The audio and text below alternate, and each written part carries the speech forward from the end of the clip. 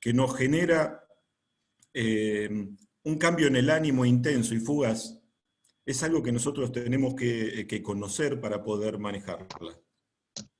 Por otro lado, es una emoción que se expresa a través de la corporalidad, o sea, no hay nadie que no tenga miedo, que no nos demos cuenta que tiene miedo. Todas las emociones se expresan, vieron, nos ponemos colorados, tenemos taquicardia, sudoración, tenemos una actitud, ya sea de huida o distinta, o de defensa. No hay forma que no se comunique. Por lo tanto, el miedo es un factor central en la comunicación no verbal entre las personas. Y esto sí es importante porque el ser humano, entre otras cosas, pero de las más importantes, lo que busca es relacionarse sana y libremente con los demás. Y el miedo siempre se expresa en la comunicación no verbal. Recuerdo que en las comunicaciones con las personas, solo el 10% del impacto comunicativo es verbal, el 90% es no verbal, a pesar de que a veces nosotros pensamos que nos comunicamos privilegiadamente hablando. El miedo es útil en tanto nos ayuda a enfrentar o a bloquear una amenaza o un riesgo, pero también es inútil cuando nos paraliza o nos bloquea. Por lo tanto, el miedo en sí no es bueno ni malo, depende de la respuesta, y esa respuesta cómo incide en nosotros. Ustedes vieron que cotidianamente tenemos miedo, ¿no? ¿Qué sé yo? Si yo veo una discusión fuerte entre dos personas que se están peleando, siento temor. O cuando siento cierta vergüenza, estoy sintiendo miedo. Pero a veces voy al supermercado y veo un precio muy elevado y tengo miedo a quejarme, o a reclamar, o a enfrentar, o a dar explicaciones en el trabajo, o a veces tenemos miedo a fracasar, o bueno, ante el futuro, o ante el rechazo. Y en el mundo actual tenemos miedo al cambio, en un mundo donde el cambio es lo que prima. Estos miedos son normales y nos ayudan, son adaptativos, nos ayudan a vivir, pero también hay miedos que son patológicos. Y esto sí es muy interesante que nosotros sepamos cuando un miedo que tenemos es normal, que debe ser manejado correctamente, pero cuando el miedo es patológico, ¿no? Hoy están a la orden del día los trastornos de estrés, ansiedad, encontramos un montón de, por ejemplo, de fobias, ¿no? Timidez extrema, estreses postraumáticos, obsesiones, compulsiones, ansiedad generalizada. ¿Quién no tiene algún amigo, algún conocido, algún familiar que ha tenido una crisis de pánico o una crisis de angustia? Y a veces no sabemos que eso está directamente relacionado con el miedo. Por lo tanto, la psicoeducación en este campo es fundamental, porque el conocimiento nos ayuda a poder manejar correctamente una emoción que es innata y que no podemos evitar. También sabemos, desde el punto de vista neurológico, que el miedo tiene un centro fundamental, que es la amígdala cerebral, que es un centro neural del tamaño de una aceituna, que está en lo que llamamos cerebro límbico. Esta no es una clase de neurología, pero lo que digo está en el cerebro más antiguo que tenemos, en aquel que apareció en la evolución antes de la corteza cerebral, de las circunvoluciones cerebrales, que hoy ocupan el 80% de la masa cerebral dentro del cráneo. Y por otro lado, es la amígdala la que está las 24 horas del día monitoreando los pensamientos, lo que llega como estímulo, para detectar si hay o no un miedo y devolver una respuesta, que normalmente la hace en forma inmediata, a través de una hormona que es la hormona que llamamos antidiurética o vasopresina. Fíjense cómo intervienen un montón de mecanismos neurofisiológicos en la producción del miedo, y a veces nosotros pensamos que es un problema exclusivamente psicológico. Sin embargo, el miedo es muy protagonista en el campo de la biología, además de la psicología. Vieron ustedes también que el miedo es muy protagonista en otros campos, ¿no? Por ejemplo, el campo educativo.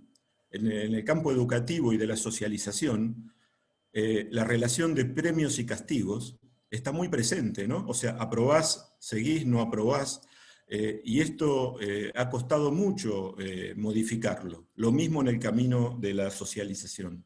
Pero el miedo está presente en la vida, en el derecho, por ejemplo. El derecho penal tiene mucho que ver con el miedo. Ni les digo en la política o en la economía, ¿no? Donde, qué sé yo, me acuerdo, en los 90 votamos muchos, me incluyo a Menem, por miedo a que saliéramos del 1 a 1, por ejemplo, ¿no? O sea, el peso que tiene, ni les digo en la economía. Fíjense, el otro día fui por primera vez al banco a retirar unos pesos por miedo al cambio de situación económica, etcétera, etcétera. Fíjense que omnipresente está una figura que la naturaleza la diseñó estrictamente para la supervivencia. Pero después, como la usamos nosotros, de acuerdo a nuestro conocimiento y nuestra formación, es totalmente distinta. El miedo tiene una variable muy positiva que debemos aprovechar. Se puede educar, pero hay que acceder a lo que llamamos educación emocional y también a educación para la inteligencia emocional. Y acá sí tenemos un déficit, porque las escuelas, en general, que es el ámbito educativo, que ha complementado la educación familiar, no ha tenido ninguna injerencia en la educación emocional de las personas. Y la educación emocional ha sido dejada para el ámbito familiar. Y esto era muy bueno en otros tiempos, pero hoy, donde los jóvenes a veces tienen más conocimiento que los padres vía internet, es uno de los déficits de la sociedad actual, una educación emocional muy pobre, muy mínima, de la que sí se aprovechan la política, la economía, y hasta lo ha sido instrumentado por las religiones o las distintas tradiciones religiosas. Ustedes vieron que la inteligencia emocional es la capacidad de aprender, de comprender, de manejar, de expresar en forma apropiada y de gestionar las propias emociones, pero además de hacerlo con las emociones de los demás, para que las emociones no sean un automatismo reactivo, sino que nos permitan convivir y relacionarnos con los otros, que es uno de los mayores deseos que tiene el ser humano. Claro, es muy importante identificar los miedos, pero a veces no nos resulta fácil porque no nos han enseñado cómo. Voy a compartir una imagen, que es un cuadrito, para poder ayudar a simplificar este tema.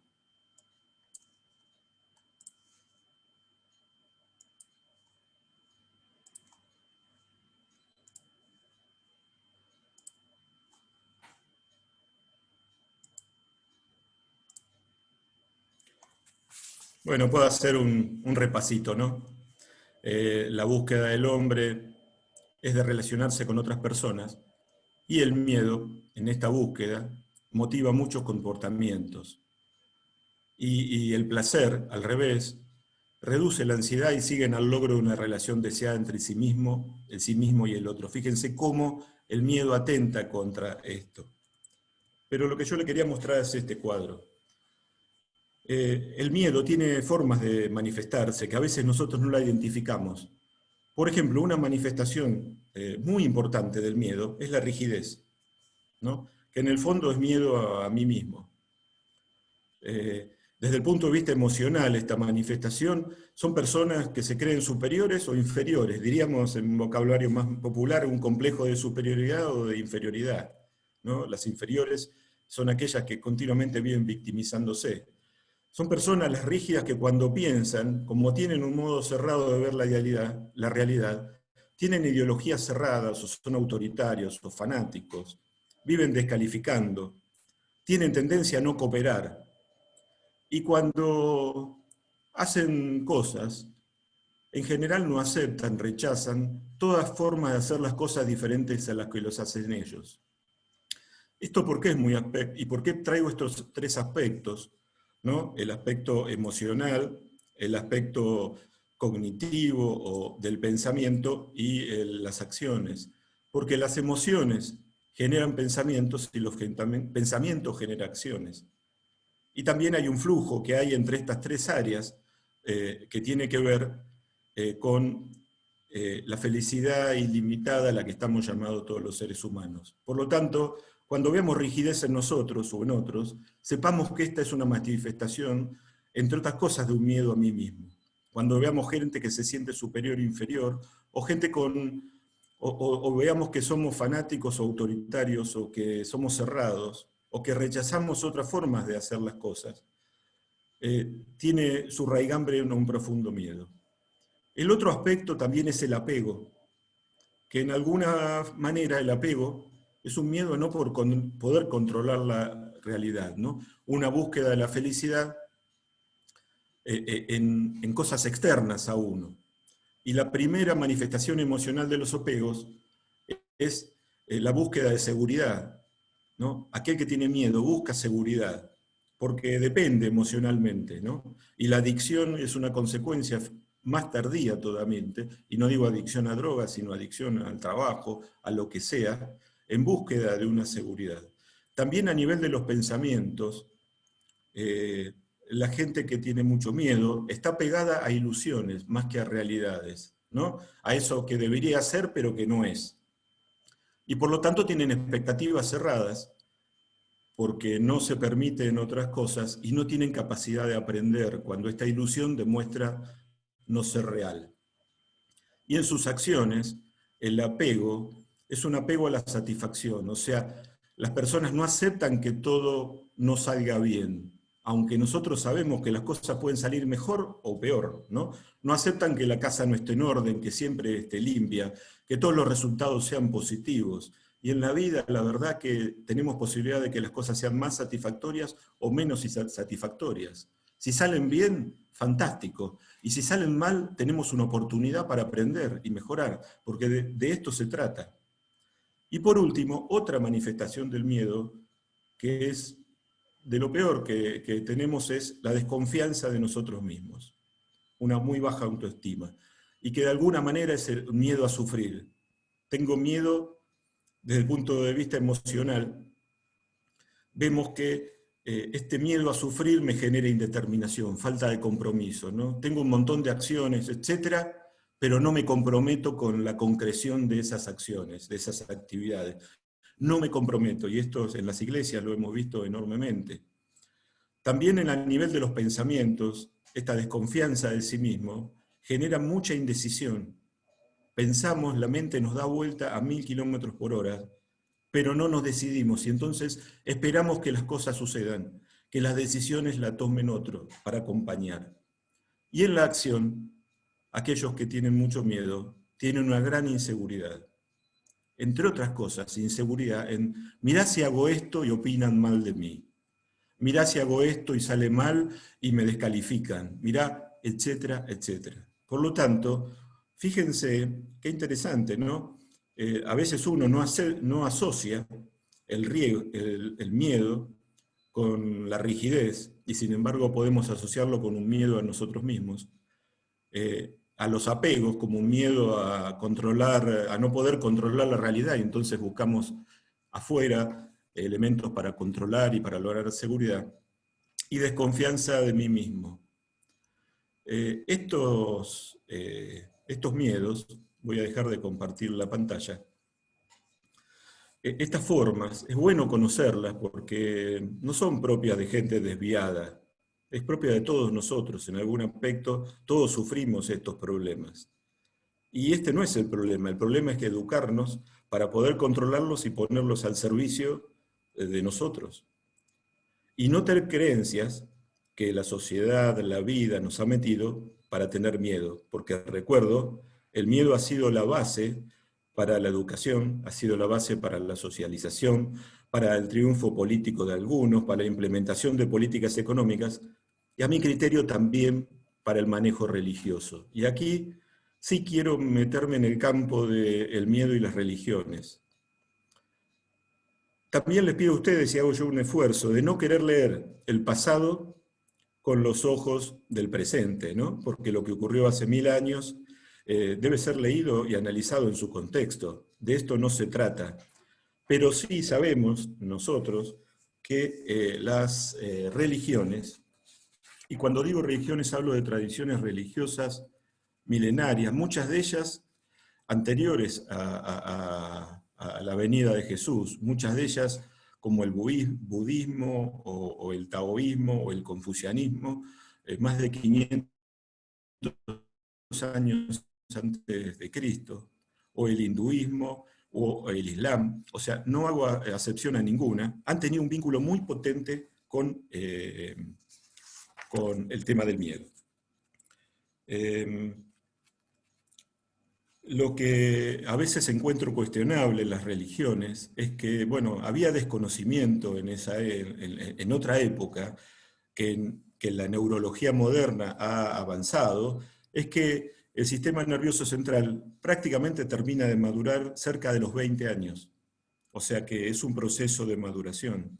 Y, por ejemplo, hasta los 12, 14 años, eh, no hay una gran cantidad de pensamiento integral, de pensamiento crítico, y por lo tanto los niños buscan ese placer y esa felicidad infinita que es innata, esa búsqueda del ser humano, la buscan afuera de sí y no en su espíritu, porque no han podido tener esta experiencia.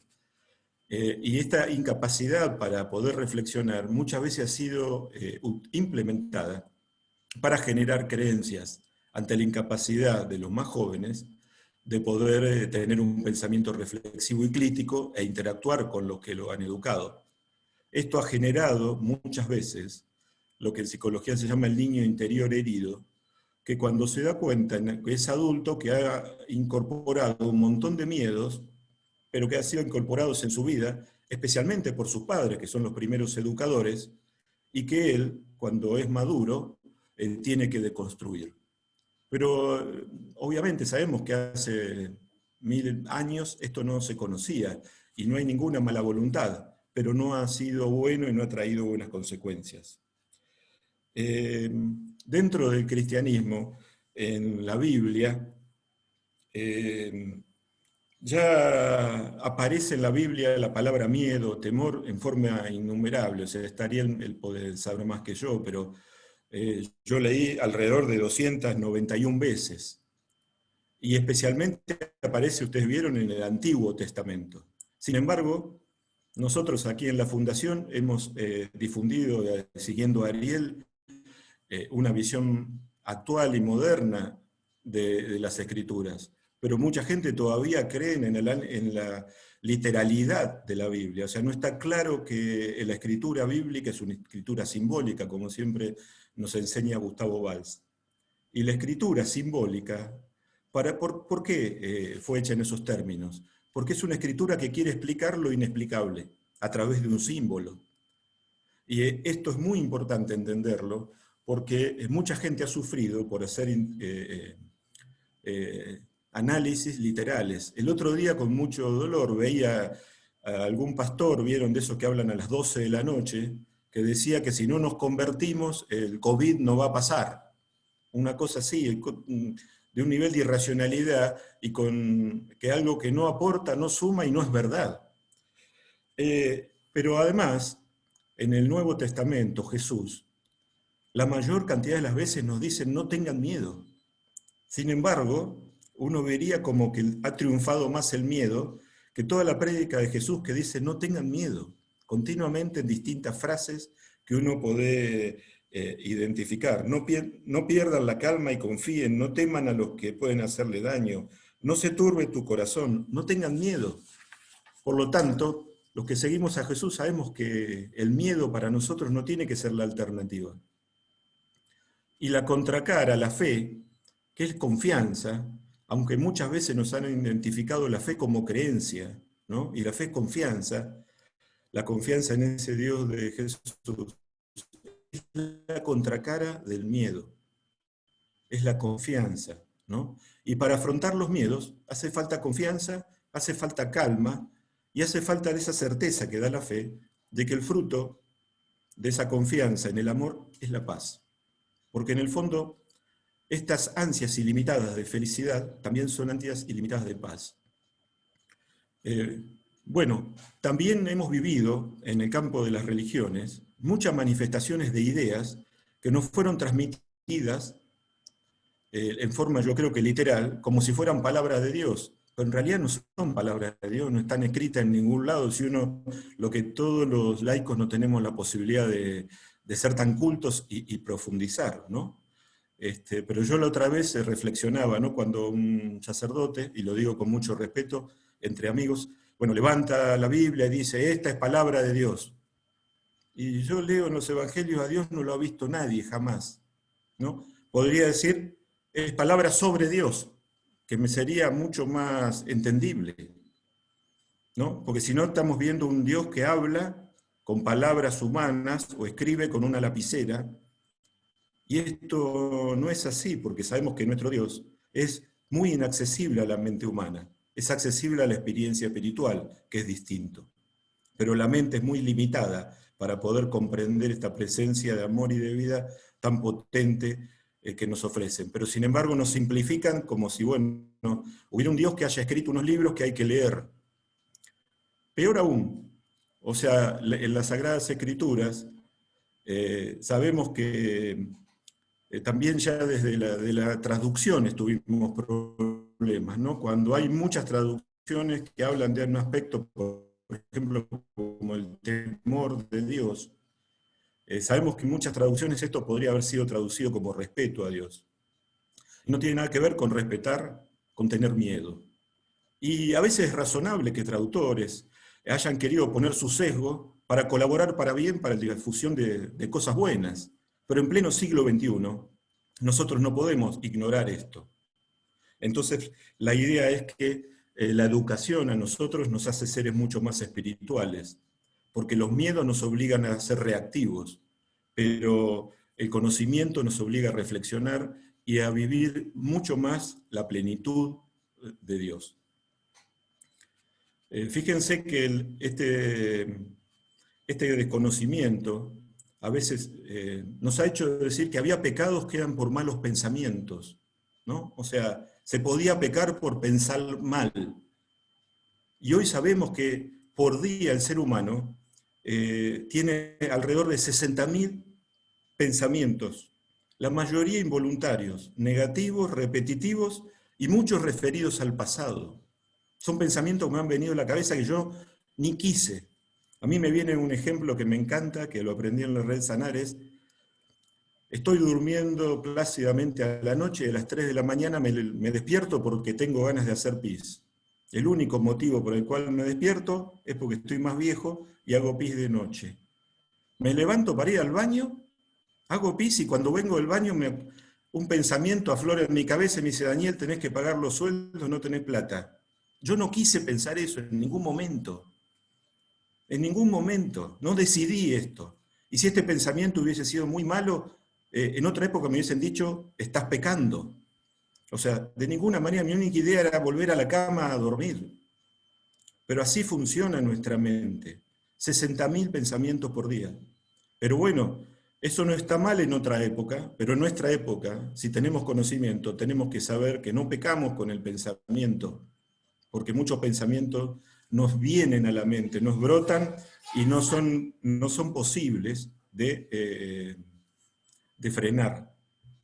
Y eso sí es muy importante conocerlo, ¿no?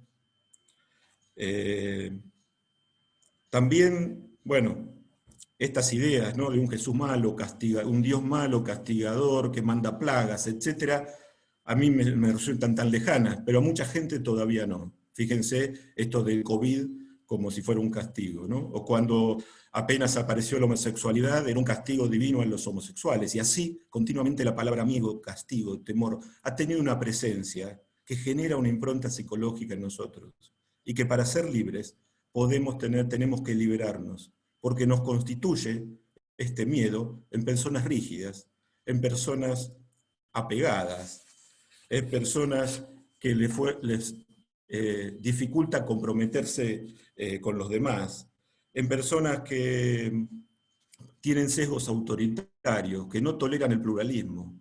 Y hoy nosotros vemos cómo, ya desde Thomas Merton, fines de la década del 60 para adelante, después de las dos guerras, se ha aprendido que el pluralismo es esencial. Sin embargo, en nuestra iglesia, recién en el Concilio Vaticano II, aprendimos que se podía ser hijo de Dios teniendo otra tradición religiosa.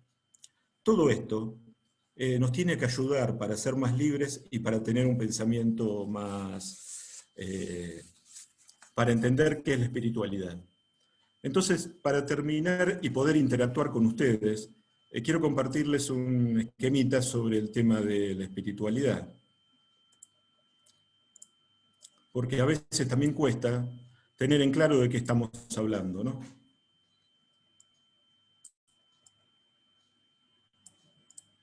Yo algunas cosas siempre las paso porque me hacen bien recordarlas a mí, ¿no?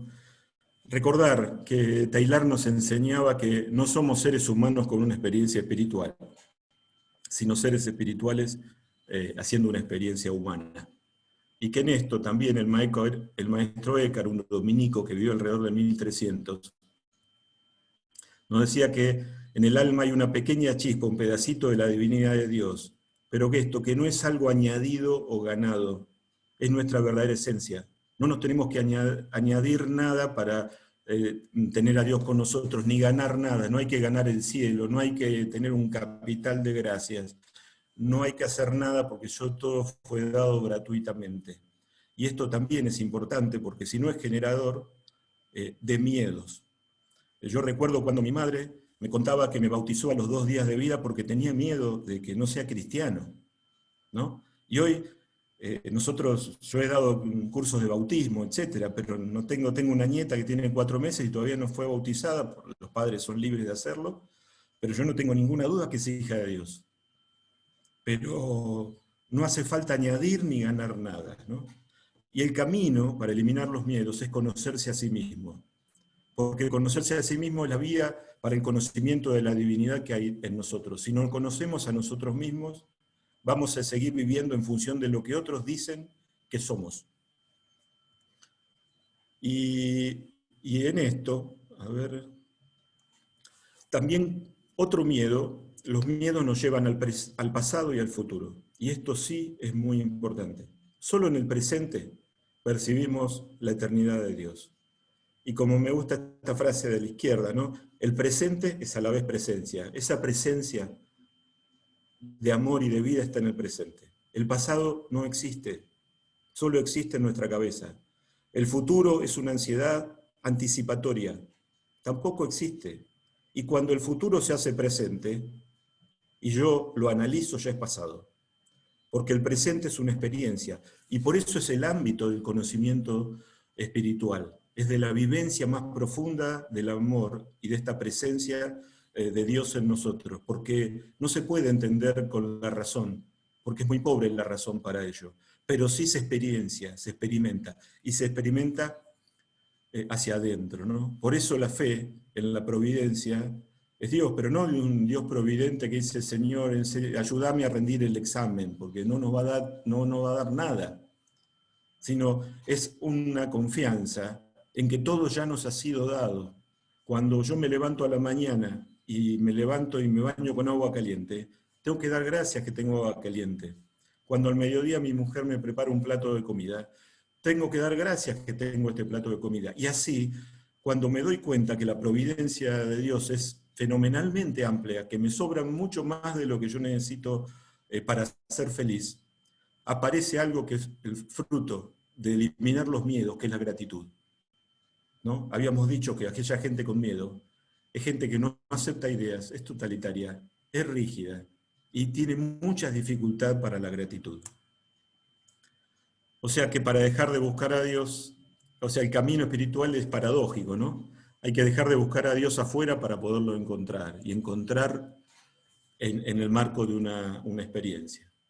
Por ahí cerrando, la palabra espiritualidad muchas veces no la entendemos bien, pero espiritualidad es una experiencia vivencial que nos sirve para ver la realidad, como nos dicen que eso debe ser, sino como nuestra conciencia, nuestra escala de valores y nuestro proyecto de vida nos dicen. Por lo tanto, para tener una espiritualidad, yo tengo que tomar el control de mi vida y hacerlo sin miedos, no en función de los miedos que otros me hayan metido.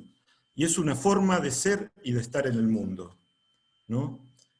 Por eso nos hace vivir de una determinada manera, es un camino a la espiritualidad. No es lo mismo un camino sesgado por el miedo.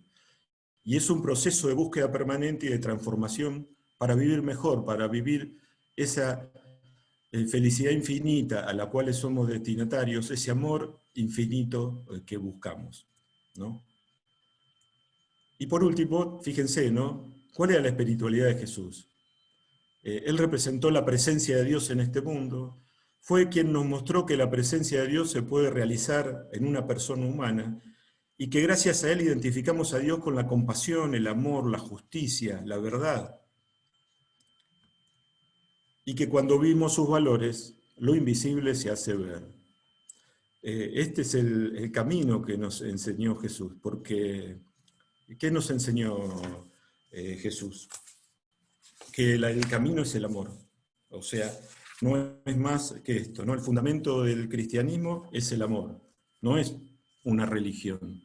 Si tenemos una religión que nos ayuda, y especialmente puede ayudar en las etapas iniciales de nuestra vida espiritual, fantástico, y que haya libertad. Si yo hubiese nacido en la India, probablemente tendría otra religión que no es la católica. Pero Jesús fundamentó el cristianismo en el amor, ¿no? También es muy importante en las religiones el miedo al pecado, ¿no? Y a mí me gusta una frase de Thomas Merton para desmitificar qué es el pecado, ¿no? Él dice, el pecado es la negación de ser lo que somos, ¿no? De no saber cuál es nuestra verdadera realidad, que es misteriosa, contingente, espiritual, y está escondida en el mismo misterio de Dios. ¿Cuántas veces hemos tenido miedo porque, uy, me porté mal, ¿no? Y mis padres me decían, si te portás mal, Dios te va a castigar, ¿no? O desde, como les comentaba antes, tuve un mal pensamiento, o hice, no. El mayor pecado es negar lo que verdaderamente somos. Esa chispa divina que tenemos en nuestro corazón, que somos seres espirituales haciendo una experiencia humana, ¿no? Y claro, este miedo y este rechazo es la causa de sufrimiento y porque nos aleja de lo que realmente somos, ¿no? Y mientras estemos identificados con algún rol o alguna persona o algún miedo y pensemos que eso es lo que somos, y fíjense que tenemos miedo a veces a ser nosotros mismos, tenemos que darnos cuenta, y en esto la Red Sanar nos enseña, que ese no soy yo, que las emociones necesariamente no somos nosotros, que el cuerpo no somos nosotros, que lo que pensamos no somos nosotros, somos mucho más que todo eso, y que la sumatoria de todo eso. Porque de lo contrario, no nos daríamos cuenta que en este momento que tengo miedo, o no me daría cuenta que en este momento estoy pensando tal cosa, o no tendría conciencia de mi cuerpo. Pero soy mucho más de lo que a veces me identifican, y yo necesito darme cuenta. Y el miedo es fundamental eliminarlo, porque atenta contra esta autoestima y esta autoaceptación necesaria, ¿no? La mayor renuncia al papel que desempeñamos es la libertad de manifestar a Dios mediante nuestra propia singularidad, sin miedos. Darnos cuenta de cuál es nuestra singularidad. Tenemos algo que aportar en esta vida que no tiene nadie para aportar. Y que si no lo aporto yo, va a quedar un vacío. Y entonces este es nuestro camino espiritual. Así que un poco con esto, para no aburrirlos más, y un tema que creo que sirve para charlar y debatir, quisiera concluir fortaleciendo, los miedos están solo en nuestra cabeza, no existen en el mundo de otro lado. Un camino esencial es tener una buena autoestima, y no se nace con autoestima, se construye. El curita de mi parroquia me enseñaba, y fue uno de los pocos que me lo enseñó, y cerca de los 50 años, que cuando en el Evangelio leemos, ama a Dios ama a Dios sobre todas las cosas, y a tu prójimo como a ti mismo, el a ti mismo estuvo muy ausente durante muchos años en mi vida. Y ámate a ti mismo no es un acto de soberbia ni de egoísmo, sino es la autoaceptación de mí mismo, tal y cual como Jesús y como Dios me regaló. Quien no se acepta a sí mismo es incapaz de aceptar a los demás y se transforma en una persona rígida. Entonces, tenemos que aprovechar la posibilidad de la educación emocional y la inteligencia emocional. Fíjense que la palabra inteligencia emocional, creo que Goleman escribió un libro en el año 1995. Es todo muy contemporáneo. Pero nosotros tenemos que sumarnos a eso, porque ese es un camino que nos va a quitar todas las piedras que hemos encontrado a veces para ser felices.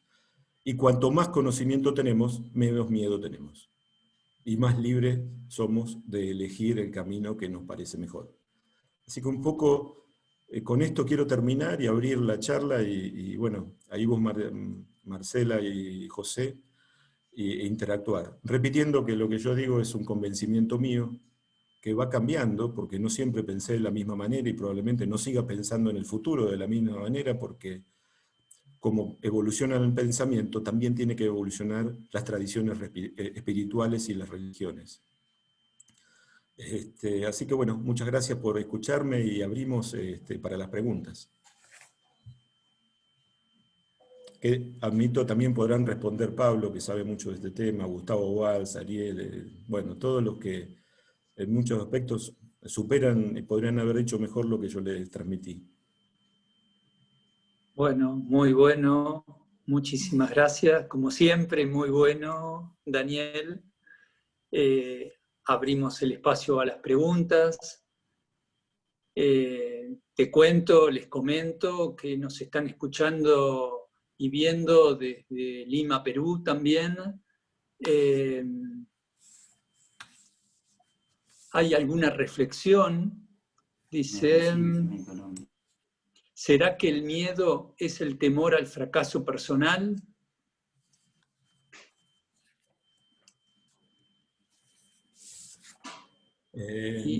Bueno, espera. sí, o sea, así juntamos varias y... Sí, sí.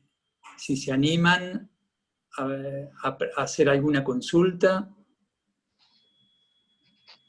Si me permiten, yo voy a hacer también, aprovechando esta charla de Daniel tan valiosa, que sobre todo que nos enriqueció con sus conocimientos sobre el miedo desde el punto de vista neuronal, como dice. Yo viví una experiencia donde, digamos, he caminado en mi vida, que no son pocos, a mis 88 años, he vivido, digamos, dos caminos dentro de la religión. Siempre estuve por familia, fui católico y bueno, fui educado primero, yo diría, en la teología del miedo, ese que decía Daniel sobre si te portas mal, Dios te va a castigar. Esa teología estuvo y está muy arraigada dentro de la Iglesia Católica, y tal es así que existe lo que se llama, para algunos, el purgatorio, el infierno, que antes existía el limbo para los niños que no estaban bautizados. Bueno, esa teología está dentro de los evangelios, porque muchas veces se habla en los evangelios también de esta realidad del castigo, el juicio final, por ejemplo, en la parábola del juicio final de Mateo, y se habla también allí de los que no van a disfrutar del reino. Luego de un tiempo estudié teología, y la teología nos enseña mucho esto del temor de Dios, del castigo, del juicio, pero también se nos enseña también la teología del amor de Dios.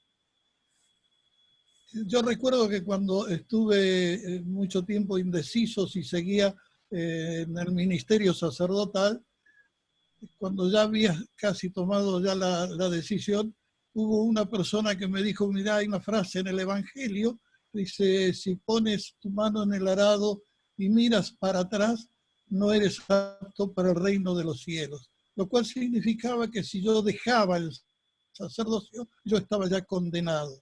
Recuerdo que en ese momento yo le contesté, yo creo en un Dios amor, en un Dios Padre, así que si tomo una decisión, la voy a tomar serenamente, no pensando en el castigo. Efectivamente así lo hice. Y he sentido siempre esa paz y esa ese amor de Dios que no me ha abandonado mucho, que es confianza. Más que creer, por ejemplo, ya en la religión a uno le inculca más el creer en doctrinas, en dogmas, en preceptos, en ritos, en cultos. En cambio, llegué a entender que no ese es el camino de Jesús. El camino de Jesús está más bien en la vida, en nuestra relación con el prójimo, porque allí lo encontramos a Dios, en el amor, como decía bien Daniel. Entonces, me incliné más por esta espiritualidad y no tanto por la religión. Agradezco muchísimo a la religión católica la formación que me dio y creo que es muy valiosa, pero es para un periodo de la vida, como también lo dijo Daniel. Quizás, aparte de que la religión ha alimentado a todos en el mundo con el concepto, con la imagen de Dios, pero se ha desarrollado una teología infantil. Tal vez para ese proceso es muy útil. Hoy, ya que uno ha madurado en la adultez, creo que la teología del amor es la que más nos conduce y la que más feliz nos hace. Por eso creo que en este cambio que se está produciendo, esta crisis que estamos viviendo por esta pandemia, va a venir esta espiritualidad de Jesús, porque al fin y al cabo no debemos olvidarnos que a Jesús lo condenó la religión. Por lo menos los dirigentes de la religión judía fueron ellos los que dieron el puntapié inicial para que Jesús fuera condenado por el poder político y crucificado. Entonces, Jesús sufrió mucho esta presión de la dirigencia religiosa. Si nos atenemos a lo que dice el Evangelio de Juan, Jesús en el diálogo con la samaritana le dice: ha llegado la hora en que los verdaderos adoradores del Padre lo harán en espíritu y en verdad, ni en el templo de Jerusalén, ni en el templo de Garizim. Y la prueba está que en la resurrección, por ejemplo, a María Magdalena le dice: ve y dile a mis hermanos que los espero en Galilea. No les dijo que los espero en el templo de Jerusalén, que era el centro de la religiosidad judaica. Sin embargo, los invitó a que se reunieran en Galilea. ¿Qué era Galilea? Eran los pueblos donde él había predicado: Genezaret, Cafarnaúm, Magdala, Tiberíades, Séforis. Esos pueblitos que él había recorrido predicando, allí los esperaba. Quiere decir que Jesús nos espera en nuestra región, en nuestra ciudad, en Neuquén, en Roca, en Buenos Aires, en donde vivamos y en nuestros hogares. Esa es la religión que más quiso Jesús. Por eso sus preocupaciones fueron la salud, la alimentación y las relaciones humanas. Esa fue la gran preocupación. Ese es el reinado de Dios. Yo creo que si entramos y descubrimos en nosotros, y bien lo decía Daniel, lo que somos criaturas divinas, que vivimos haciendo una experiencia humana, vamos a estar en sintonía con lo que Jesús quiere para nosotros. Esta es mi experiencia de vida de la religión, de la espiritualidad, y por eso el miedo que lo tuve y lo suelo tener, a veces la aceptación de las situaciones me llevan a estar en paz, en armonía de un Dios Padre que nos ama gratuita y generosamente. Estas mis palabras. Gracias, Gustavo. Acá, José, ¿vos querés leer lo que nos escribe Sergio? Bueno, dale. Sergio nos saluda. Buenas noches, Sergio. Nos saluda desde Santiago del Estero y nos consulta: entendiendo nuestra iglesia como una institución vertical, podemos decir que nuestros líderes manejan el miedo justamente porque tienen miedo a perder. ¿Qué? Se pregunta. ¿A perder el poder? ¿Por eso tienen miedo al cambio? Vos sabés que hay un tema que es el tema del cambio, ¿no? La sociedad vivió hasta hace no muchos años en un ámbito donde había pocos cambios, se cambiaba muy poco, ¿no? Hace, qué sé yo, más de 50 años, el zapatero tenía un hijo y el hijo del zapatero iba a heredar la zapatería del papá y probablemente iba a seguir siendo zapatero. Hoy lo único que sabe un hijo es que no va a seguir la profesión del padre, pero no sabe cuál. Y los que siguen una profesión, lo único que saben, o los que consiguen un trabajo, yo me acuerdo, mi abuelo trabajaba en un frigorífico, ¿y qué le decían? Cuidá el trabajo, porque lo vas a tener toda la vida y te vas a jubilar ahí. Hoy el que tiene un trabajo, la única certeza que tiene es que en ese trabajo no va a terminar, porque la dinámica del cambio es la que se ha impuesto. Esto no es fácil, es muy difícil manejarlo, pero es necesario. Y entonces, uno de los miedos más importantes que hay es el miedo al cambio. ¿Por qué? Y porque si estamos muy apegados a las cosas, si no tenemos confianza en nosotros mismos, y si tenemos un pensamiento rígido, que son las tres cosas que manifiestan al miedo, es imposible manejar el cambio. Y hoy sabemos que lo que vivimos en una sociedad de incertidumbre y de cambio permanente. Y no hago un juicio de valor si esto es bueno o malo, pero es un hecho de la realidad. Y nosotros tenemos que poder ampliar nuestra conciencia y sumarnos a este manejo del cambio. Y la única forma es con mayor libertad, con mejor seguridad de sí mismo, de saber quién somos y a dónde vamos, con menos apegos. No solo apegos al dinero o a las cosas, sino también apegos a una religión que me va a venir a salvar y me va a hacer todo lo que yo no soy capaz de hacer, ¿no? Yo personalmente soy muy crítico con las religiones y con los líderes religiosos, pero también tengo que ser crítico conmigo mismo. Durante mucho tiempo esperé que ellos hicieran cosas que yo no me comprometía. Por lo tanto, en esta sociedad del cambio, no hay posibilidades de no conocerse a sí mismo, no autoafirmarse, porque ahí empieza el camino. Una persona débil que no se acepta a sí mismo, con su singularidad y como alguien muy valioso, va a tener muchísimos problemas.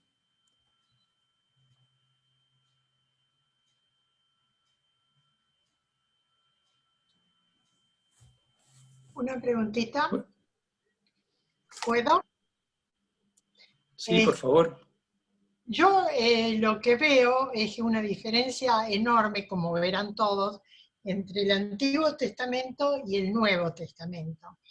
Ahora, también me pregunto por qué la Iglesia sigue insistiendo en el Antiguo Testamento, cuando realmente me da la impresión que ya tendríamos que dejarlo de lado y seguir desde Jesús en adelante, porque el Antiguo Testamento crea muchos miedos, aparte es mucho del Dios, el Dios que reprime, el Dios que te va a castigar, y nos mete mucho miedo. Entonces, yo no sé por qué la Iglesia sigue insistiendo en el Antiguo Testamento. Y otra cosa que me parece que nos da a todos mucho miedo es precisamente lo que decía usted, Daniel, que es el asunto del cambio de cosas. Porque si yo antes sabía que iba a tener un trabajo para toda mi vida, iba a tener una familia para toda mi vida estaba más anestesiada o era más tranquila, digamos. Ahora, yo sé que eso no va a pasar y que yo tengo que ir pegando saltos o adaptándome cada tanto a nuevas situaciones, a nuevos trabajos, a nuevas amistades, a nuevos lugares de vivienda. Es decir, me da la impresión que eso es lo que a esta generación le está aumentando los miedos. Yo te puedo contestar, Amalia, de esta última parte. Mira, hace unos meses, con dolor, falleció mi papá a los 80 y pico de años. Tenía un problema pulmonar y bueno, se fue. Y mi mamá, como viste, gente de su época, vivía muy apegada a mi padre, independiente, ¿no? O sea, cada vez que había que llamar a Neuquén decía, Tito, llama vos. Y ahora ella tuvo que hacer cargo de que no sabía ni manejar un teléfono celular, pero fue directora de escuela, tiene cerebro y neuronas. Pero el apego y la forma esta de vivir, de no valorarse a sí mismo, de no ser sí mismo, en muchos aspectos, la limitó. Esto del cambio permanente es una oportunidad, porque necesita de gente que no viva por el oleaje, sino por ser sí mismo, reconociendo la singularidad que nos dio el Padre a cada uno de ellos, nuestras potencias, ¿no? Y comprometernos, ¿no? Porque también a veces el no ser nosotros mismos pareciera que ayuda a no tomar decisiones, a no comprometernos, ¿no? Dejar que las decisiones Es más la fácil, tome otro. es más fácil. Yo no sé Mucho. si es más fácil. Creo que es bastante más difícil, Amelia, vivir con miedo. Al que dirán. Ni te digo cuando la persona que vos quisiste además fallece y Ah, ahora te bueno, encontrás con que vos sos vos, ¿no? O sea, el que se murió fue el otro. Vos seguís vivo. Y decís, ¿quién soy? Y te empezás a dar cuenta que podés hablar por teléfono, que podés manejar internet, que existe una videoconferencia, todo lo que antes eras un inválido. Pero esto multiplicalo al aspecto emocional. En el aspecto emocional, ¿cuántos pensamientos rígidos tenemos? ¿Cuántas veces no aceptamos y rechazamos que insistimos que hay un solo camino para hacer las cosas?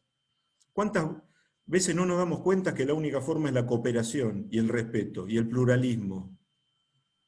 ¿Cuántas veces nos victimizamos?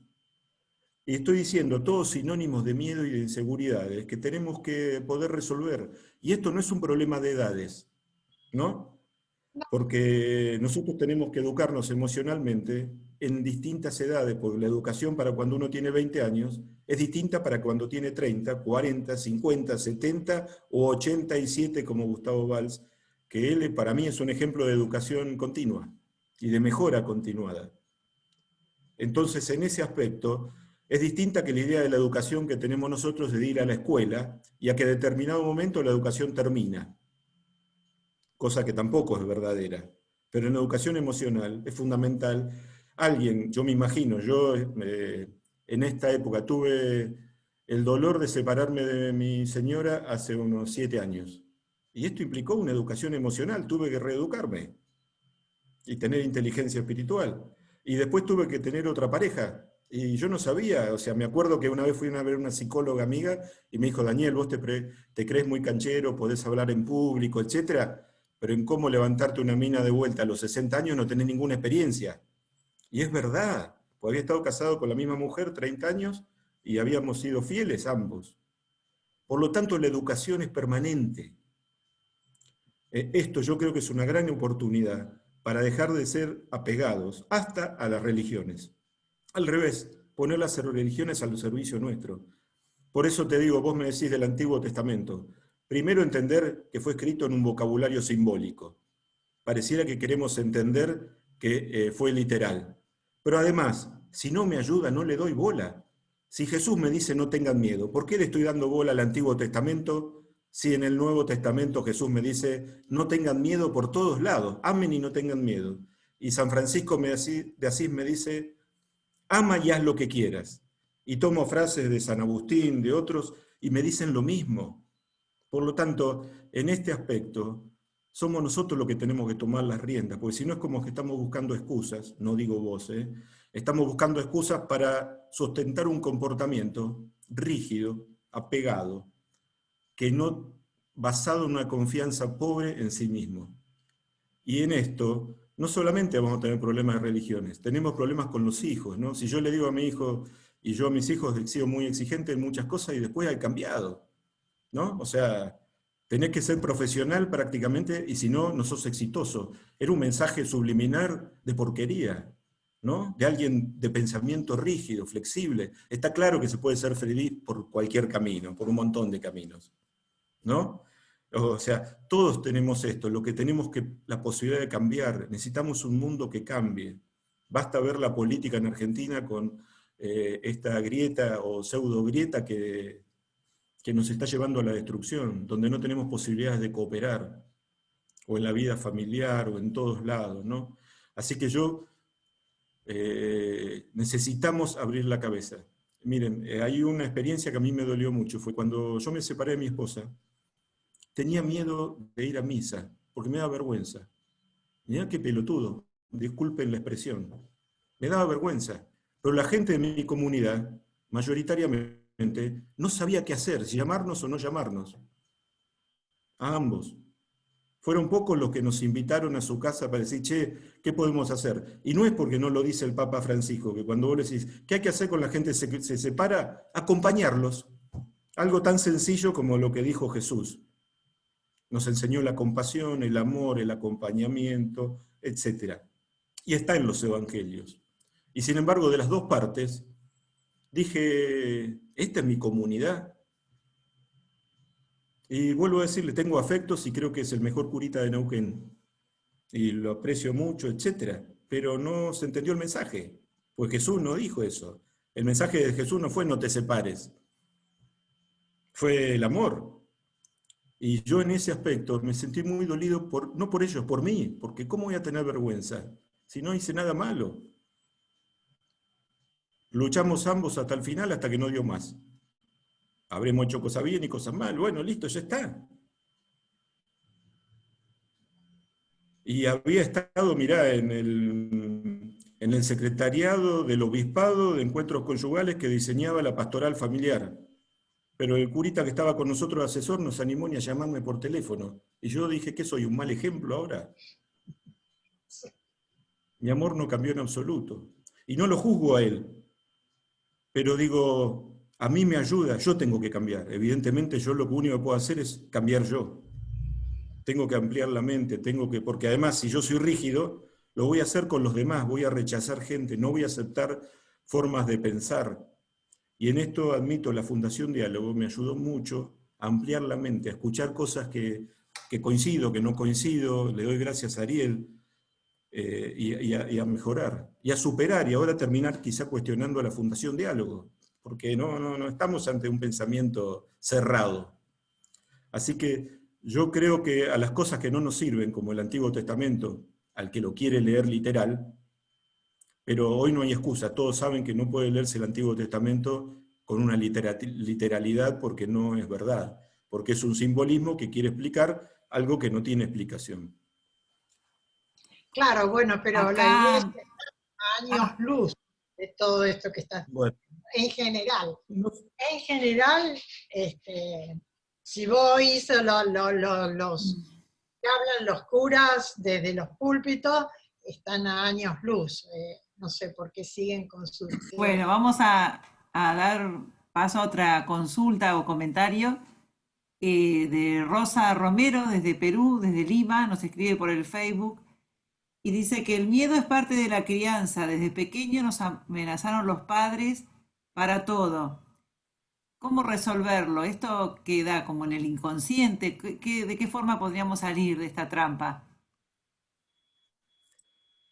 Yo, mira, creo que el tema del miedo, y especialmente el punto de la desconfianza en uno mismo, es un tema que supera el ámbito psicológico. Lo incluye, pero lo supera. Y creo que hasta que no ordenamos el aspecto espiritual, es muy difícil barrer con el miedo. Yo creo que la paz la encontramos cuando nos encontramos con nuestro Dios, el otro, la nada, el indecible, o como quieran llamarlo en todas las culturas. Un Dios está en mí. Y toda la ciencia nos deja en la puerta de la espiritualidad, del espíritu. Pero esa puerta la tengo que abrir yo, y me tengo que animar a tirarme a esa pileta y navegarla. Porque eso es una experiencia. No se aprende con el conocimiento. Y por eso está la libertad. Y tengo que confiar, ¿no? Y yo en esto admiro, me encanta San Juan de la Cruz, que escribió sus mejores versos cuando estuvo preso. Me imagino preso en 1300, 400, en una cárcel de piedra sin ventanas, y se animó a tirarse a la pileta. Pero tuvo que escribir los versos seguramente porque si decía lo que pensaba lo iban a mantener preso de más tiempo todavía. Pero como lo escribió en verso, le dio cierta protección y se pudo escapar y seguir viviendo. Yo creo que tenemos que animarnos a vivir la potencia del espíritu. Y esa es una experiencia que hay que hacer, no es una creencia. No puedo creer en eso, tengo que vivirlo, experimentarlo. Y sabemos el camino, Jesús nos dijo el camino. Bueno, hay que vivirlo. Cada uno contará cómo le va. pero en esto nos va la felicidad, esta ansia de amor ilimitado y de felicidad ilimitada que tenemos naturalmente, porque nacemos con ella. Por eso la búsqueda del espíritu es insaciable. ¿Vieron que dice el Evangelio, no? La búsqueda de pan se puede saciar, pero la búsqueda del espíritu no. Entonces, yo lo que animo a todos y me animo a mí mismo cada día en navegar y tirarme a la pileta en la búsqueda porque tengo confianza, tengo fe, no porque tengo una creencia. Por lo tanto, las religiones, la verdad que en muchos aspectos sí sirven bien y si no, no me preocupa, le servirán a otros. Pero no tengas ninguna duda que la solución va a ser espiritual. No sé cómo se llama esta chica, Marcela. Esther era Rosa Romero. Rosa Romero. Sí, así que creo que también el tratamiento psicológico para aquellos que tengan enfermedades o problemas, o hablar de enfermedades no es correcto, pero que necesiten una ayuda psicológica es fundamental también. Yo he hecho terapia 2 años. Miren, yo soy neurocirujano. Como cirujano no creía en esto absolutamente, a pesar de que Pablo Idiazábal es uno de mis mejores amigos, a quien más quiero. Y sin embargo fui a ver una psicóloga que me dijo, mira, Daniel, vos sos médico, sos cirujano, no crees, andá. Y me mandó una persona, y tuvimos 2 años de una interacción tan fantástica, que pasé a creer en esto, que puede ser válido como ayuda. No hay fundamentalismo, pero usemos todas las herramientas. Pero yo creo que si no anclamos, si no logramos descubrir la profundidad de lo espiritual, del Espíritu de Dios en nosotros, no afuera, va a ser muy difícil luchar en contra de todos estos miedos que están en nuestro niño interior herido desde la infancia, que han empezado con nuestros padres. Otra pregunta, Daniel, que uno de los miedos más grandes, creo, es el miedo a la muerte, ¿no? Y cómo las religiones o las instituciones han jugado, ¿no?, con ese miedo a la muerte y entonces han hecho un trueque. Bueno, vos tenés este miedo, yo te resuelvo. ¿Cómo debería ser resuelto en realidad desde la espiritualidad ese miedo a la muerte y no desde las religiones, ¿no? Quizás sea el tema de la muerte de lo más profundo de la humanidad. Ustedes fíjense que toda la filosofía, en el fondo, de lo que versa, tiene mucho que ver con que no podemos dar explicación de por qué nos morimos. Y sabemos, la única certeza que tenemos en este mundo es que nos vamos a morir. No tenemos muchas otras certezas. Pero yo creo que el espíritu lo que nos da es gratitud. O sea, la gratitud tiene que ser en la balanza, cuanto más gratitud tengo, menos miedo voy a tener. Y cuando tengo gratitud, y solo existe el presente, a mí el futuro, aunque me interese, no existe. Pero lo enseñó desde Einstein y la física cuántica hace más de 100 años. El futuro no existe y el pasado ya pasó, solo existe el presente. El miedo a la muerte tiene que ver con comprar que existe un futuro.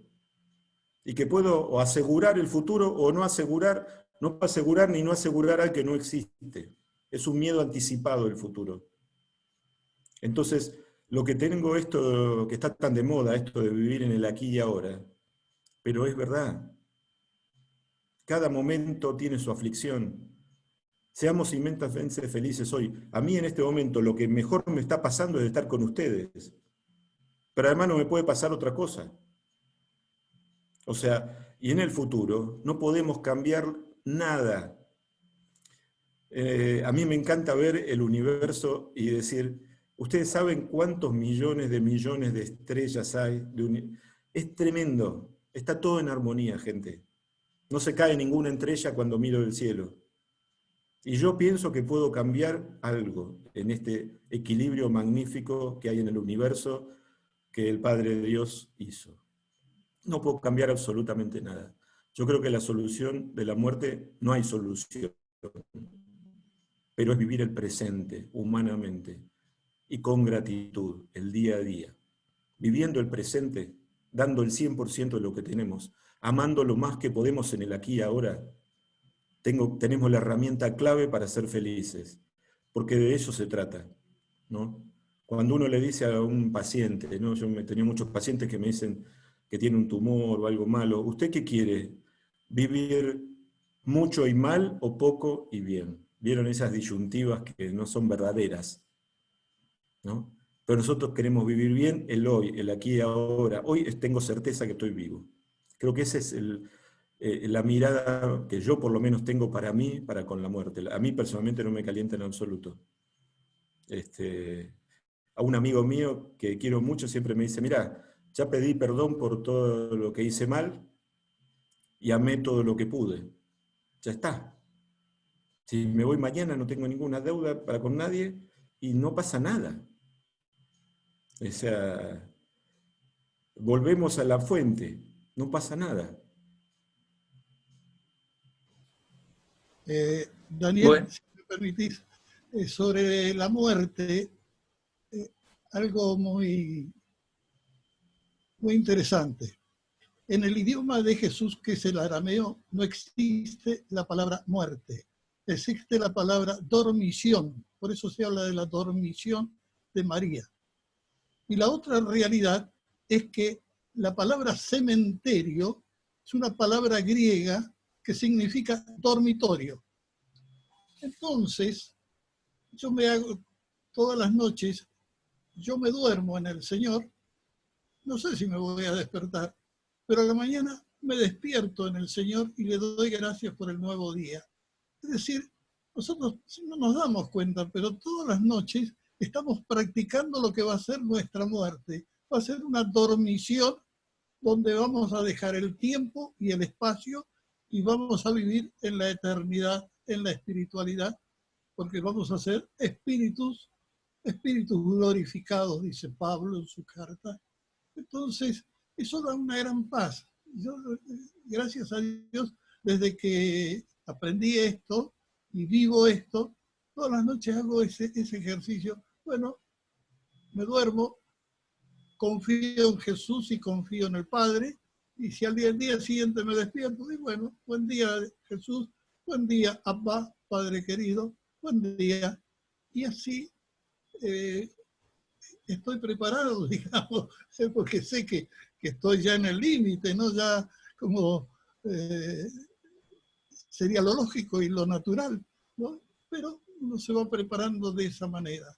En realidad, me causa más sufrimiento pensando en que voy a dejar a mi señora, a los hijos, a mis amigos, que lo que me va a pasar a mí. Yo, si me muero, estoy feliz porque voy a ir al encuentro de Jesús, al encuentro de María, al encuentro de Dios, al encuentro de todos mis padres, abuelos y todos los que me han anteriormente han fallecido, porque yo sé que voy al reino del amor. Yo siempre definí al cielo como el lugar del reencuentro con los seres que se han amado en la tierra. Así que, en ese sentido, no le tengo miedo a la muerte. Al contrario, bienvenida sea cuando quiera venir. Buenísimo. Cuando nos vamos a dormir, digamos, como que vamos al cementerio, hacemos una práctica. Si nos despertamos, bárbaro. Seguimos. Hay bueno, muchas lindas ¿querés que reflexiones en el chat, pero por ahí son largas de leer. No sé, no sé, a lo último ahora Sergio escribió una especie de pregunta. eh, Algunos están reflexionando muy interesante. Sergio dice que hablando del Papa Francisco, sé que la respuesta es incierta. Con él sentimos un principio de nuevos aires, de cambio en nuestra iglesia y ahora un poco se apagó. ¿Será el miedo que invadió a nuestro amado Francisco? Lo digo como divorciado. Se ve que estaba esperando un cambio. Si tenés algo para decirle o... No, yo lo que... No hay que esperar. El que espera soluciones afuera está al horno. Las soluciones están dentro de cada uno de nosotros. Yo me siento parte de la iglesia y no siento que tenga que responder a ni las expectativas de la jerarquía eclesial. Y que a veces pensemos distinto no me hace sentir afuera, me siento adentro. Lo que no dependo de lo que la jerarquía haga y diga, porque Dios me dio esta singularidad que hace que yo sea un único ser irrepetible, y lo que yo doy no tiene nadie para darlo. Entonces, este apego a la jerarquía, a la iglesia institución, es por miedo. Nos han enseñado que tenemos que tener miedo para estar apegados, para darle bolilla a lo que alguien dice. Y eso no es verdad. Todo lo que nosotros tenemos para aportar, los que estamos acá, es sumamente valioso. Y entonces ese es el camino. Francisco seguramente va a hacer lo que pueda, y lo que mejor pueda, porque la mayoría de los hombres de iglesia son gente de buena voluntad. Pero también no tenemos que tener una visión, en esto sí, algo que nos duele de la Argentina, el maniqueísmo, ¿no? Que ya viene en la iglesia desde San Agustín, que era un gran maniqueo, ¿no? Están los buenos y los malos. Y el otro día escuchaba una frase que me encantó, un chiste sería, ¿no? Un nene le dice: papá, entonces si matamos a todos los malos, quedamos solo los buenos. Y el papá le dice: no, quedamos los asesinos. Este no es el camino, ¿no? Esto de que acá están los buenos y acá están los malos, hay buenos en todos lados, más o menos malos, hay de todo. No pasa nada. Pero la jerarquía no tiene más poder sobre nosotros. O sea, nosotros somos libres de elegir el camino. Y ese es el mejor aporte que podemos hacer. Lo que sí, sin miedos. Porque el miedo está en un invento de mi cerebro. Por eso yo creo que lo que tenemos que hacer es entender que somos libres, que nuestro cerebro nos puede manejar, que somos mucho más que lo que pensamos. Sí tenemos que deconstruir un montón de ideas que nos fueron enseñadas de chicos. Eso no es fácil, pero tenemos que hacer un proceso reflexivo. Humberto Maturana, que lo he nombrado en otras oportunidades, que a mí me gusta mucho, un epistemólogo chileno, dice que lo que caracteriza al ser humano es la capacidad de cooperación y de reflexión. O sea, podemos cooperar y reflexionar. ¿Y por qué no lo usamos? ¿No? Es lo que ha hecho que la humanidad todavía no desaparezca, como han desaparecido todos los homos antes del Homo sapiens. Tenemos capacidad de cooperar y de reflexionar. No puede ser que en el ámbito, por ejemplo, de una institución cultural como la iglesia, no podamos reflexionar. Lo que nosotros hacemos acá hoy, si alguno se siente, podemos ser parte de la iglesia, ¿cómo no? No necesitamos ser verticales. Así que en eso yo creo que hay que sentirse libres. Acá Analía te pregunta si recibiste influencia de Roberto Pérez en tu crecimiento espiritual.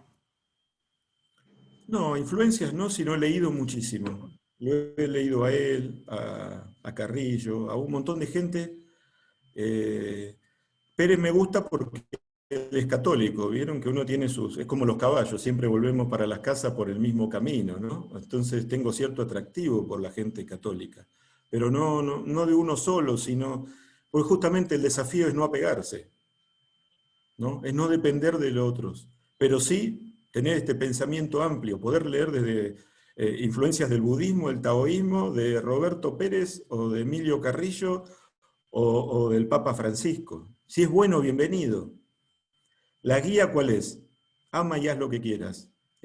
¿Cuál es el Dios de Jesús? El que me dijo que ame. Equivocándome, amando, no hay problemas.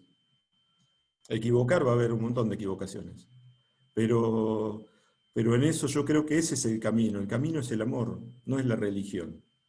En la medida que la religión nos ayuda al amor, a mí la religión me ayudó muchísimo.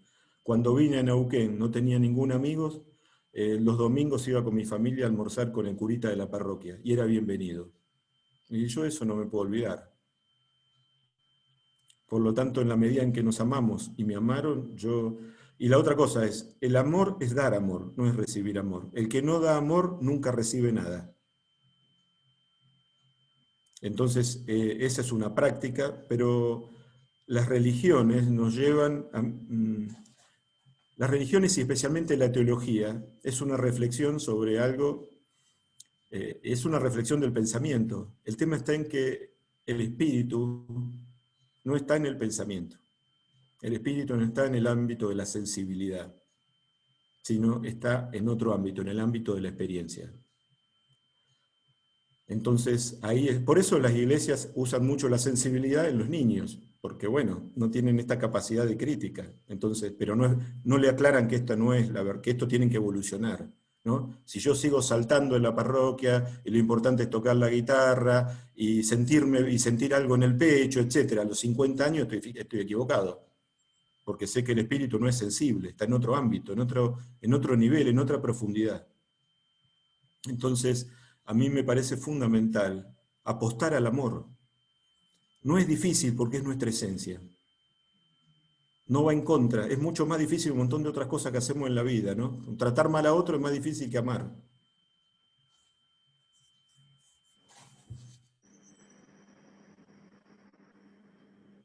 Bueno, Marce, ¿te parece que lea algunas... Hay algunos comentarios? Algunos de los comentarios, sí, sí. De Fernanda, de Santiago del Estero. Bueno, nos saluda, buenas noches a todos. Soy de Santiago del Estero, felicito al doctor Daniel. Muy clara la explicación. Yo fui católica aferrada a lo dogmático desde niña y adolescente. Hoy por hoy soy más bien agnóstica. Estoy en un proceso. Los cambios son incómodos, pero lo que tengo claro es que el mensaje de Jesús es el amor. El camino que nos mostró Jesús es el amor. Los felicito por todos estos espacios de reflexión. Gracias, Fernanda. Bueno, Claudio nos dice, dice, ya nos dice San Pablo que vivamos como resucitados y disfrutemos de lo que tenemos porque sabemos que vamos a morir. Si vivimos pensando que vamos a morir, corremos el riesgo de no disfrutar la vida que nos regala Dios.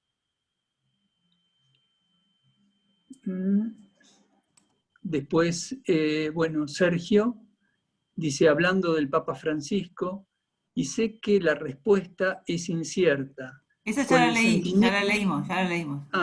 Perdón. Si querés te leo de Claudio, que vive en la ciudad de Rosario, provincia de Santa Fe.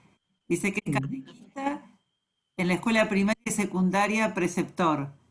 En relación a la educación, he aprendido que no hay que educar en la represión o en la amenaza, porque eso genera miedo, y en vez de acercar, aleja, y no compromete en el crecimiento de la persona.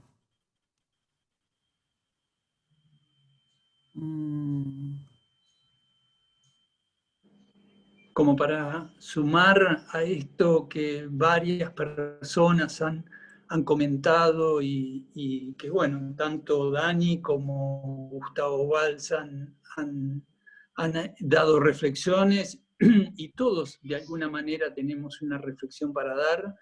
Yo quisiera comentarles una conversación que en una oportunidad de las visitas que hemos tenido de Ariel, él me daba su reflexión y su enseñanza, en la cual, como cualquiera de todos nosotros, y creo que hay una señora llamaba la atención de por qué la Iglesia y por qué la Iglesia.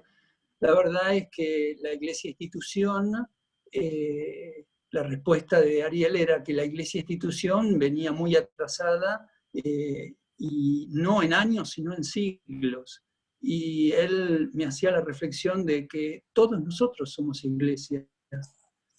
Vos, yo, todos, absolutamente todos nosotros. Y nosotros, ¿qué vamos a hacer y qué estamos haciendo para lograr ese cambio? Esa creo que es la reflexión más profunda que nos tenemos que dar.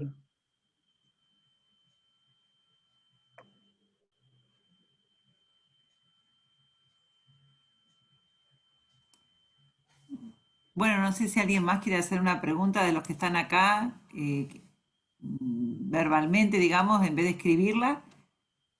Y acá Sergio dice, hoy vivimos una cultura tanto en lo social y en lo político basada en el miedo. ¿Esto puede influir en nuestro miedo en el aspecto espiritual?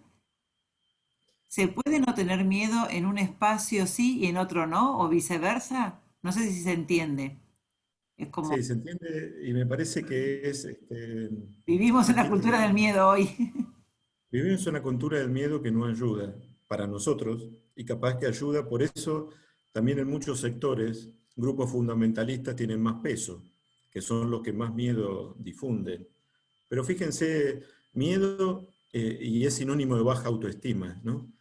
En el campo económico, si no apunta la economía a la baja autoestima, es imposible un capitalismo consumista, ¿no? Y yo no soy socialista, pero el consumismo, que no es bueno, solo es para gente que tiene miedo y está débil y dice, hoy no me siento bien, me voy a comprar una cartera, o porque me compré un auto nuevo poderoso me siento más hombre, o porque me compré tal cosa, y bueno, en la política lo mismo, o sea, tengo miedo a que ocurra tal cosa, entonces voto otra.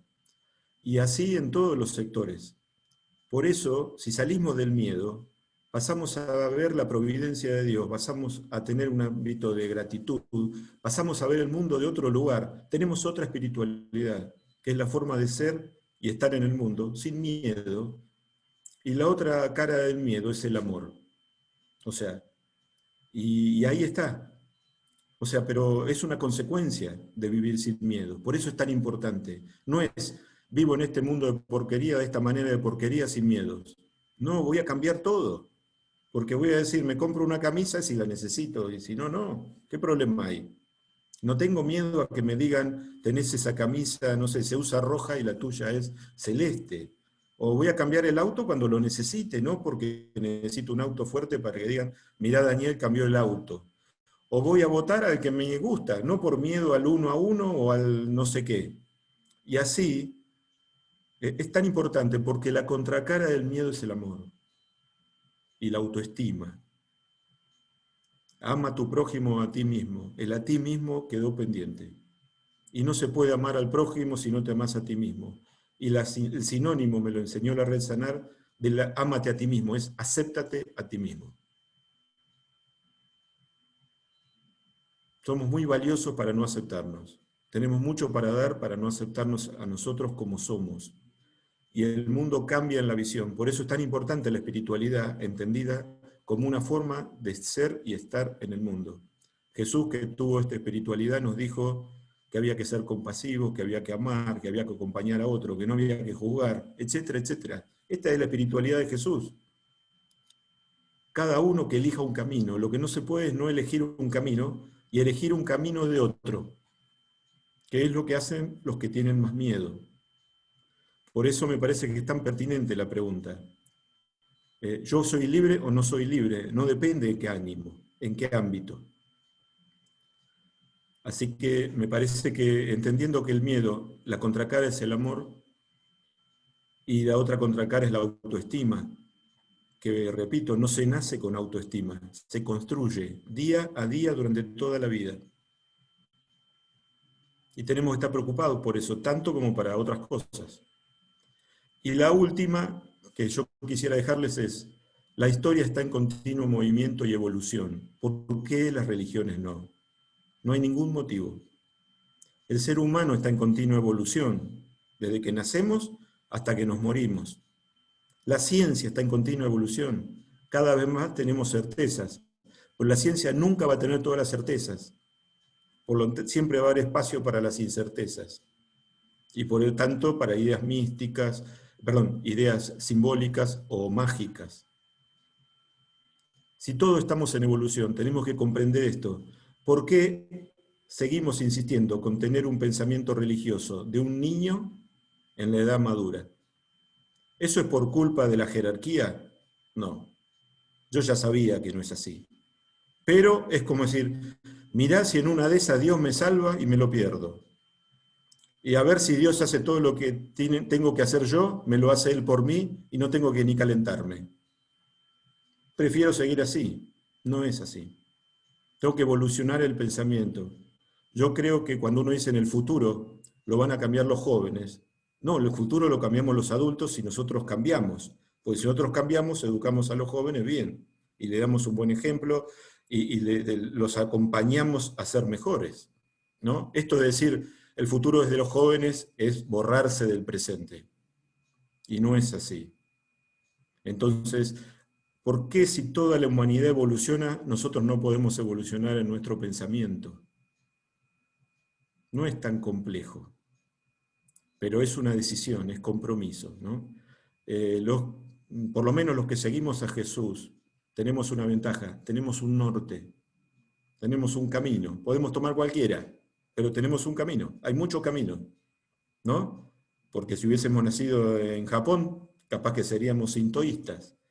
Y si en la India seríamos hinduistas, o en Arabia seríamos islamistas. Y nuestro camino sería Alá y Mahoma. Por lo tanto, esto nos tiene que entender el pluralismo. Pero nosotros tenemos a Jesús.